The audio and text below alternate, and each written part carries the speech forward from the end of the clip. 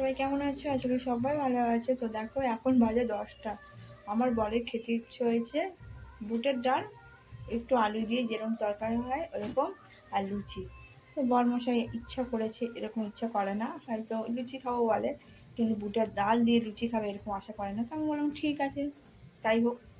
তো দেখো আমি প্রায় গুছিয়ে নিয়েছি। এ দেখো, এই যে আলু চলছে, ঠিক আছে। আর এই যে প্রেসারে প্রেসারে বুটটা সেদ্ধ করে নিয়েছি। আর এই যে আটা ময়দা মিশিয়ে নিচ্ছি, ওপরে একটু রিফাইন তেল নিয়ে নিচ্ছি, এবার মাখবো। আর এই হচ্ছে আমার বুটের ডালের তরকারি রান্নার কি কি লাগবে সেগুলো নিয়ে নিলাম।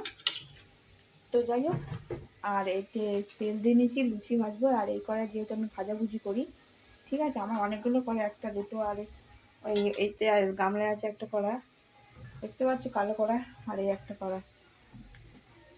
তো যাই হোক, এটাই আমি ভাজাভুজি করি লুচি কুচি, তো এই জন্য এই কড়াটা এই অবস্থা।